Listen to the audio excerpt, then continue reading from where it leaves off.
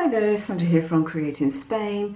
I posted a picture yesterday of this little fridge magnet that I made, but someone's asked me how I did it. Now, first off, this is what I'm using for my mould. It is not completely transparent, it is frosted. And that makes a difference when you are making these things because the sides of the things I make are going to be frosted. Now, I haven't tried it with their thinner ones because the thinner one is completely smooth. And I don't know if the UV resin that I'm using would actually adhere to that. This, it comes away from really easily, which makes it ideal for mould making. Now, because I've got a cutting machine, I could, for example, cut out something that could be taped into a cube shape and then use that as a mould rather than buying a mould. Now, I don't do an awful lot of resin. I've just been playing. I had a bottle at Christmas and I've just been having a bit of fun. I've got some bezels and I've done some of those. I did this because, well, my normal channel is usually card making and paper crafting, that type of thing. And I'm always using things for what they're not designed to be used for. And I just thought, I wonder if that would work. The answer is yes, it does. Right, I've got a piece of silica matte here, which I like to use if I'm going to pour resin. I have a cheapy roll of normal packing tape, sellotape, whatever you like to call it. And it's a nice wide roll, which makes it great for doing this kind of thing. Place it onto my silicone. If I can get it off my fingers. There we go. No, I didn't do this previously. I'm going to see what happens if I actually tape it down in place and see if that makes any difference. Because the only thing I found was that the back of this was a little bit wavy.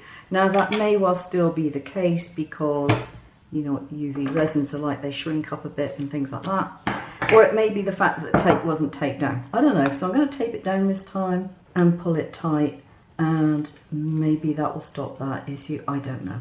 It's no great problem because A, I'm going to be sticking a magnet on the back of it regardless, and B, I can always sand it down and flatten it and just put a coating layer on. So this is the very piece that I used to make this one. And in fact, I did this one as well, which is a slightly different thing. It's just got some glitters in it, no stones. And all I've used is a miniature bull clip. And you notice that I've got the ends of this bent in the opposite direction. So just put those two together and stick a bulldog clip on it. Because I've got a miniature bulldog clip, it's quite handy. You could tape it together if you don't have a bulldog clip.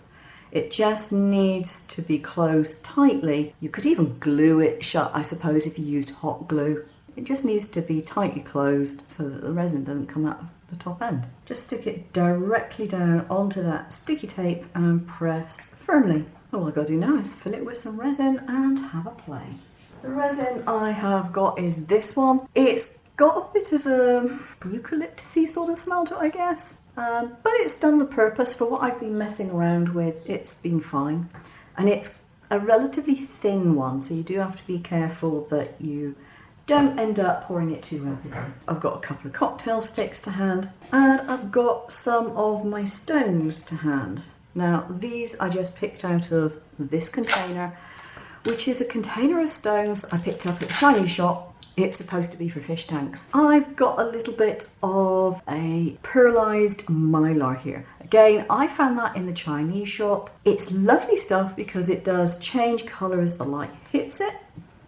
And I have got some glitter, which is a multi-colour iridescent sort of glitter, which I'm going to put in as well. First things first, I want to put in a base layer so that my stones aren't completely on the bottom. I want it where the stones are going to go. I'll just hit that with a lighter if I can get it in there to get rid of that bubble. And stick it down like that. I'm just going to flash it for a few seconds to hopefully, and if I test it with this, yeah, it's got a bit of skin on it. So I can now drop in some stones.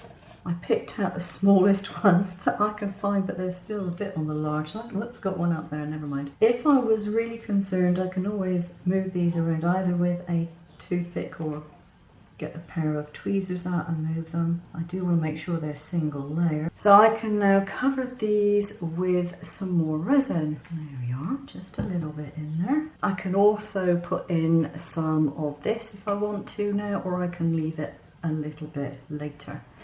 So I'm going to flash cure that with the stones in place. Okay, so those stones are not going to move around anymore.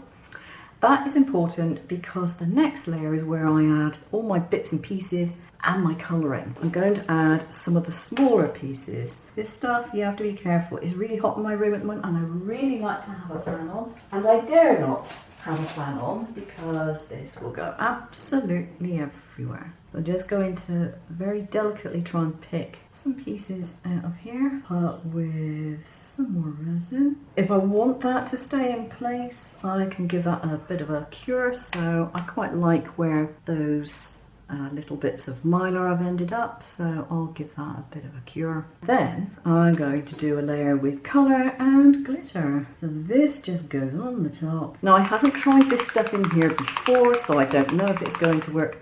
This is the Shifters Old Gold and Grey Violet. It is an acrylic paint and I have absolutely no idea if it's going to work as a colouring, but we shall see.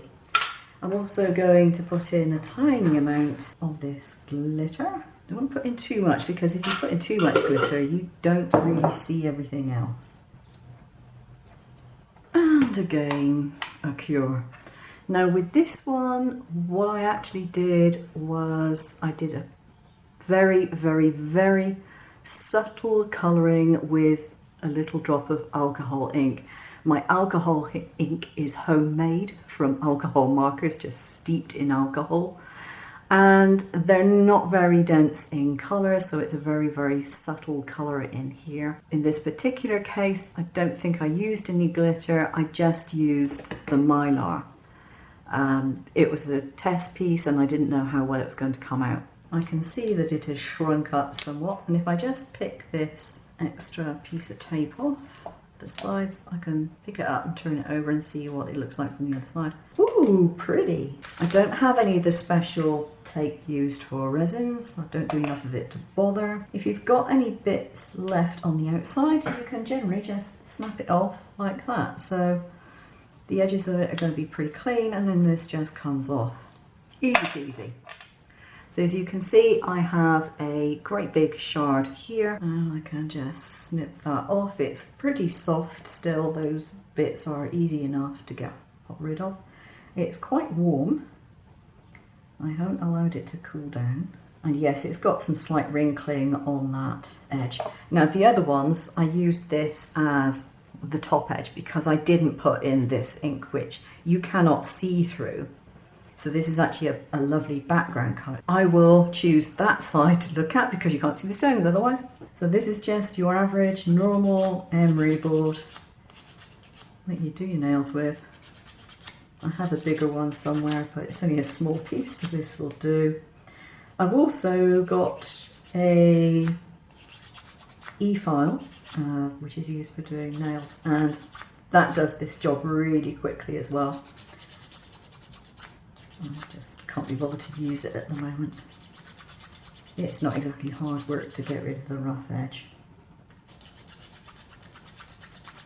So if I move this out of the way, get everything cleared off the decks so that I can literally dome it and just slide that around. So not too much to start with, just in case, because I don't want it going over the edges. And I've got a bubble in the top, which I don't want. So I'm just going to pop.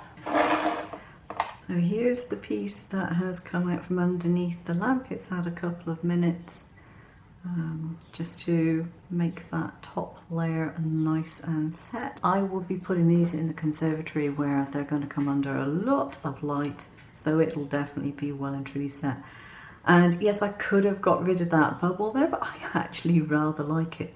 Now you may not be able to see this on camera, but because of this colour changing paint that I put in the back of it, when that hits the light, it shines in different colours with the mica stuff in front of it. It's just really, really pretty, and I'm very pleased with the result. And I'm not squishing it down too much. I'm making sure it stands proud. That's it. Hope you found it interesting or useful. Take care. Bye.